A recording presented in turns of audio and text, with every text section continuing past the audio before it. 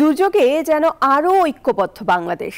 ধর্ম বর্ণ নির্বিশেষে সব শ্রেণী পেশার মানুষ কাঁধে কাঁধ মিলিয়ে লড়ছেন বানভাসীদের জন্য। নিজের আয়ের অংশ তহবিলে দিতে স্বেচ্ছায় এগিয়ে এসেছেন সাধারণ মানুষ। এ বিষয়ে আরো খবর জানাতে ঢাকা বিশ্ববিদ্যালয় থেকে সরাসরি যোগ দিচ্ছেন সহকর্মী হাসান ওয়ালি। আমরা দেখেছি যে গণত্রাণ সংগ্রহের ক্ষেত্রে সাধারণ মানুষ দারুণভাবে সাড়া দিয়েছেন। আজকে কেমন দেখছেন তাদের উপস্থিতি?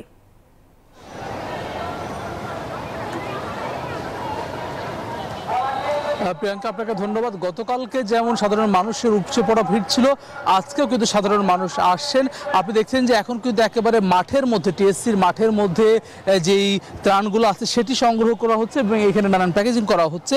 ভেতরে যে রুমগুলো রয়েছে সেই রুমগুলো কিন্তু অন্যান্য ত্রাণ, মানুষের সহায়তা সেটিতে কিন্তু পরিপূর্ণ হয়ে গেছে, যার ফলে সাধারণ মানুষের দেওয়া সহায়তা কিন্তু এই জায়গাটিতে যারা স্বেচ্ছাসেবী রয়েছেন তারা এটি আলাদা প্যাকেটে রাখছেন যাতে করে এটি দুর্গত এলাকায় পৌঁছে দেওয়া যায়।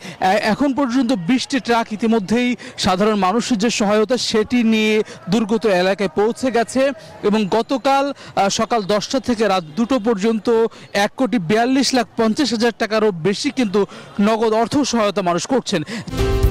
আরএফএল কিচেন সিঙ্ক, স্বাস্থ্যকর কিচেনের চিরস্থায়ী সমাধান। যেমন শুকনো খাবার, চিরা, মুড়ি তারা দিচ্ছেন, স্লাইন দিচ্ছেন, পানি বিশুদ্ধকরণের ট্যাবলেট নিয়ে আসছেন মানুষ, শুকনো কাপড় নিয়ে আসেন, একই সঙ্গে নগদ অর্থও কিন্তু দিচ্ছেন।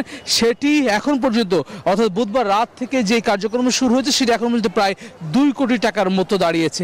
অর্থাৎ সাধারণ মানুষের যে স্বতঃস্ফূর্ত অংশগ্রহণ সেটি কিন্তু এখানকার যারা স্বেচ্ছাসেবী রয়েছেন তাদেরকে অনুপ্রাণিত করছে, যার ফলে কিন্তু দিন রাত এক করে তারা কাজ করছেন। যারা আসছেন তারা বলছেন যে বানভাসী মানুষের পাশে তারা সরাসরি, যে হয়তো অনেকে দাঁড়াতে পারছেন না, তারা বৈষম্য বিরোধী ছাত্র আন্দোলনের মাধ্যমে তাদেরকে সহায়তা পাঠাচ্ছেন। এটির মাধ্যমে আসলে তারা বানভাসী মানুষের পাশে দাঁড়াতে পারছেন, যার ফলে কিন্তু তাদের এই স্বতঃস্ফূর্ত অংশগ্রহণ। প্রিয়াঙ্কা।